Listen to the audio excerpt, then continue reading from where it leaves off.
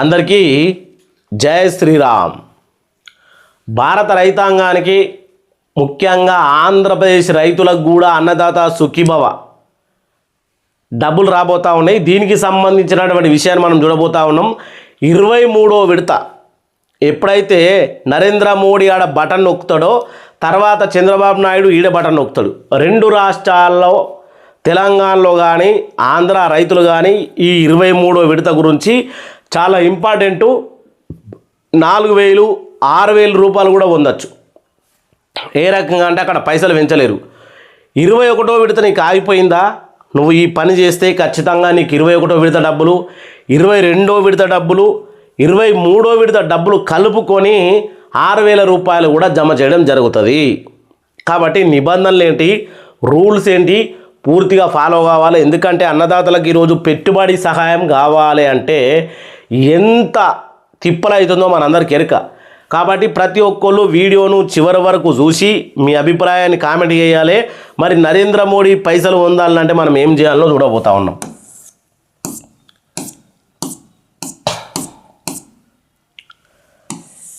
ఇరవై 23వ విడతకు సంబంధించి పిఎం కిసాన్ 23వ విడత 2026 విడుదల తేదీ, అంచనా విడుదల, అలాగే తేదీ, అర్హతలు మరియు ముఖ్యమైన అప్డేట్లు. ముఖ్యమైనవి అంటే నువ్వు ఏం చేయాలి, ఎట్లా చేస్తే నీకు డబ్బులు వస్తాయి, లేకపోతే నువ్వు ఏమైపోతావు అనే అటువంటి విషయాలు ఇక్కడ మనకు కనబడతా ఉంది. పిఎం కిసాన్ 23వ విడత తేదీ 2026 సంబంధించి పిఎం కిసాన్ సమ్మాన్ నిధి యోజన భారతదేశ వ్యాప్తంగా లక్షలాది మంది రైతులకు ఏదైతే మనకు సంబంధించి మార్చి 13 నాడు 22వ విడత విజయవంతంగా విడుదలైంది. ఆ తర్వాత రైతులు ఇప్పుడు 23వ విడత కోసం ఆసక్తిగా ఎదురు చూస్తూ ఉన్నారు. ఇక తదుపరి చెల్లింపు ఎటువంటి ఆలస్యం లేకుండా స్వీకరించడానికి మీరు పూర్తి చేయవలసిన అంచనా విడుదల తేదీ, అలాగే అర్హత ప్రమాణాలు మరియు ముఖ్యమైన దిశలను కూడా వివరిస్తాము. ఇప్పుడు ఎప్పుడు విడుదల కాబోతా ఉంది, మనం ఏం చేయాలనే విషయాన్ని తెలుసుకోబోతా ఉన్నాం. గత చెల్లింపు విధానాలు మరియు మీడియా నివేదికల ఆధారంగా పిఎం కిసాన్ 23వ విడత సుమారు జూలైలో విడుదలయ్యే అవకాశం ఉంది. జూలైలో విడుదలయ్యే అవకాశం ఉంటే ఇప్పటి నుంచి చెప్పుకోండి. ఎందుకు జూలై అంటే ఏప్రిల్ దాటితే జూన్ నుంచి జూలై మధ్యలో ఎప్పుడైనా పడవచ్చు. కానీ ఇక్కడ కొన్ని కండిషన్లు ఉన్నాయి. ఆ కండిషన్లు మనం మెల్లమెల్లిగా చేసుకునే వరకల్లా జూన్ రానే వస్తుంది.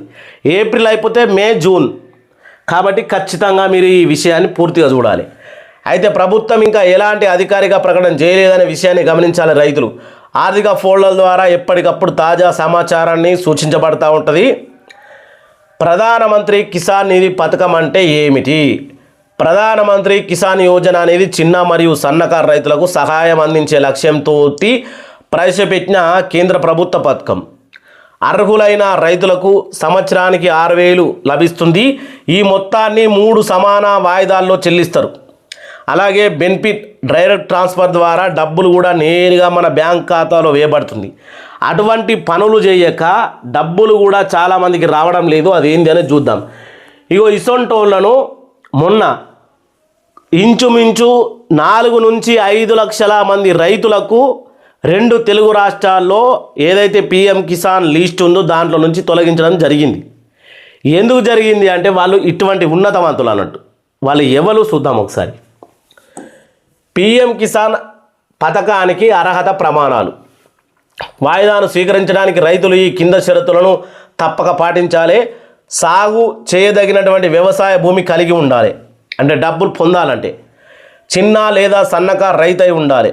చెల్లుబాటు అయ్యే ఆధార్ కార్డు మరియు బ్యాంకు వివరాలు తప్పనిసరిగా ఉండాలి. ఎవరు అర్హులు కారు అంటే ఓలకు పైసలు రావు. ఈ కింద వ్యక్తులు ప్రయోజనాలు పొందలేరు. ఏది?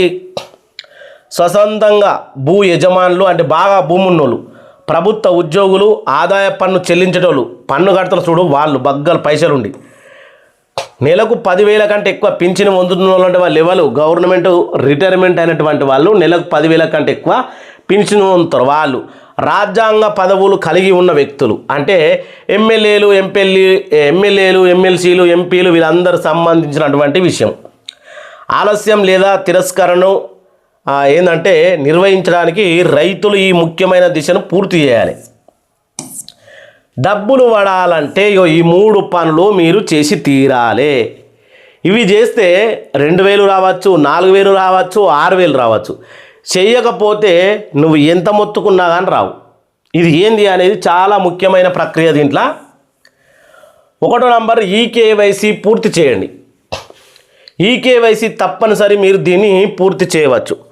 అధికారిక ఫోల్డర్లో ఓటీపీని ఉపయోగించి ఆన్లైన్లోనే చేయొచ్చు.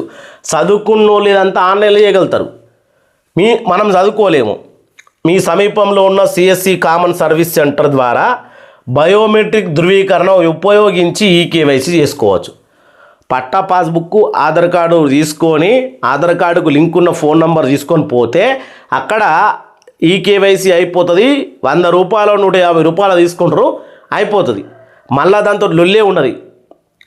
అది చేయవలసినటువంటి బాధ్యత మనది. కానీ మనం ఏం చేస్తున్నాము, లక్షల మందిని తొలగించినా కానీ మనం చేసుకుంటలేం. కానీ ఇది కంపల్సరీ చేయాలి. 1వది. 2వది భూమి రికార్డు ధృవీకరణ. మీ భూమి వివరాలు ధృవీకరించబడాలి. అసంపూర్ణ ధృవీకరణ మీ వాయిదాను నిలిపివేయగలదు. అట్లనే అవసరమైతే స్థానిక రెవెన్యూ కార్యాలయం లేదా పటవారిని సంప్రదించండి. పటవారిలు అయితే లేరు కానీ ఖచ్చితంగా మన మండలంలో ఉన్నటువంటి సంబంధించి అగ్రికల్చర్ ఆఫీసర్లు ఏఈఓ అలాగే ఈఓ గారిని సంప్రదించి నీకు పిఎం కిసాన్ డబ్బులు రాలేవు. ఎందుకోసం రాలేవు? నీ ల్యాండ్ వెరిఫికేషన్ కాలేదా, బ్యాంకు టు ఆధార్ లింకు లేదా, లేకపోతే దీనికి సంబంధించినటువంటి ఏదైతే మనకు ఫస్ట్ ఈకేవైసీ కాలేదా, నీ ఫోన్ నెంబర్ అప్డేట్లో లేదా, అలాగే నీకు ఫార్మర్ ఐడి లేదా, ఇటువంటి విషయాలతోటి నీకు డబ్బులు ఆగిపోతే అగ్రికల్చర్ ఆఫీసర్లు చెప్తారు, నీకు ఈ సమస్య ఉంది, దీన్ని క్లియర్ చేసుకో, అప్పుడు డబ్బులు పడతాయి అని చెప్తారు. మరి ఏం చేసుకుంటారో మీరు, మీ భూమి ధృవీకరణ పట్టా పాస్బుక్ తీసుకుపోయి, అయ్యా నాకు పలానా దగ్గర భూమి ఉన్నది, పలాని ఊరు, పలాని మండలు, ఇది సర్వే నెంబర్ అని చెప్పి ఆయనకి ఇస్తే భూమి ధృవీకరణ అక్కడ చేస్తాడు, కంప్లీట్ అయిపోతుంది. దాన్ని చేసుకోక ఇప్పుడు ఏదైతే భూమి ధృవీకరణ చేసుకోక 2 లక్షల మంది రిజెక్ట్ అయ్యారు ఓన్లీ భూమి ధృవీకరణ కోసమే. అర్థం చేసుకోవాలి ఇక ఏ పార్టీ ఉందో అనేది. ఇక 3వది బ్యాంకు ఖాతాతో ఆధార్ లింకు అనుసంధానం. మీ బ్యాంకు ఖాతాతో ఆధార్ ఏదైతే అనుసంధానించబడి ఉండాలి.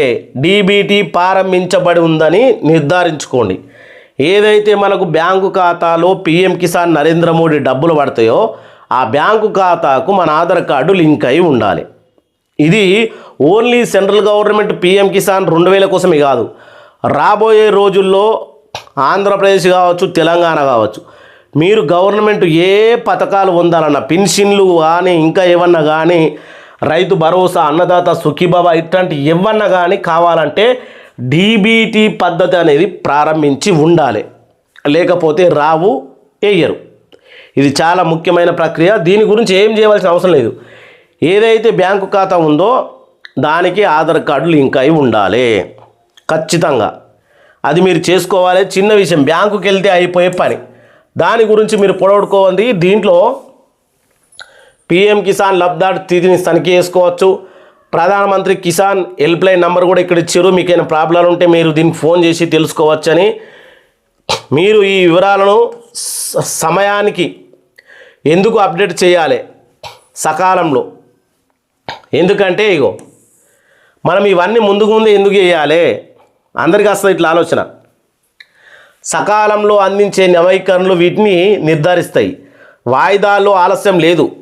నిధులు సులభమైన బదిలీకి తప్పుడు డేటా కారణంగా తిరస్కరించబడడానికి మనము ఎలిజిబిలిటీ ఉండద్దు. తప్పుడు వ్యవస్థ ఏదైతే ఉంటుందో దాన్ని మనం తీసేసుకొని రైట్గా ఉండాలి. ఇక డిజిటల్ మెరుగుదల వల్ల వివరాలను సరిచూసుకోవడం, నవీకరించడం గతంలో కంటే చాలా సులభమైనది. అంటే మనం చేస్తే చాలా ఈజీనే, కానీ మన సోమరిపోతనం వల్ల చేయడం లేదు అనడానికి ఇది ఒక నిదర్శన. అందరూ ప్రతి ఒక్కరు రూల్స్ అండ్ రెగ్యులేషన్ ఫాలో అయితే పెట్టుబడి సహాయం మన ఇంటికి వెతుక్కుంటూ వస్తుంది. మరి మీరు రూల్స్ ఫాలో అవుతారని అనుకుంటున్నా. ఎందుకంటే రైతు అన్న ప్రతి ఒక్కరికి పెట్టుబడి సహాయం చాలా అవసరం, చాలా ముఖ్యం. నేను కూడా ఒక రైతు బిడ్డని నాకు తెలుసు కాబట్టి. అందరూ బాగుండాలి, అందులో మనం ఉండాలి. ఎవరు కూడా సోమరిపోతానని పెట్టుకోకుండా అది వదిలిపెట్టి మీ పనిని క్లియర్గా చేసుకొని అందరికీ జై శ్రీరామ్, జై జై శ్రీరామ్.